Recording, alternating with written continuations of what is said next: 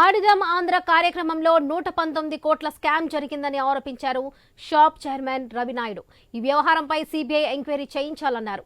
మాజీ మంత్రి రోజా, మాజీ షాప్ చైర్మన్ బైరెడ్డి సిద్ధార్థ్ రెడ్డి, మాజీ సీఎం జగన్ పై చర్యలు తీసుకోవాలని ఆయన డిమాండ్ చేశారు.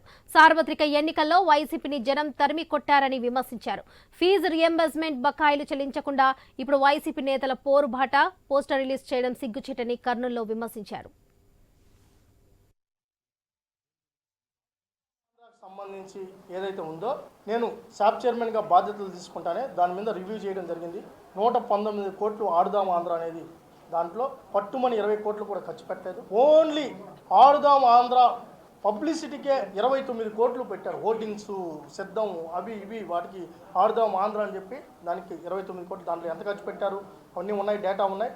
అవన్నీ ఏవైతే ఉన్నాయి ఫుడ్ అని చెప్పి జగనన్న కాలనీల్లో ఏవైతే ఉన్నాయి, ఇందిరమ్మ కాలనీల్లో అకామిడేషన్ ఇచ్చిన దానికి మళ్ళీ దానికి అమౌంట్ వేశారు. ఇవన్నీ ఆధారాలతో కూడా సిఐడికి విజిలెన్స్కి ఇచ్చాం. ఎఫ్ఐఆర్ అయింది, దాని మీద విచారణ జరుగుతుంది. మేము ఎవరి మీద వ్యక్తిగతంగా కక్ష పెట్టుకోం, కానీ చట్టం తన ప్రకారం తన పని దాన్ని చేసుకోబోతుంది. ఎవరైతే పేద క్రీడాకారులు డబ్బు బొక్కారో వాళ్ళందరూ ఎక్కడికి పోవాలో అక్కడికి పోతారు. అది పూజ అయినా, బైరెడ్డి అయినా, వాళ్ళ రాజగురువు ఎవరే సజ్జలైనా, ఆయనకి గురువైన, ఆయనకి అధినేత అయినా, వాళ్ళైనా ఎవరు దీంట్లో ఉన్నా అందరూ లోపలికి వెళ్తారు. ఆడుదాం ఆంధ్రాకి సంబంధించి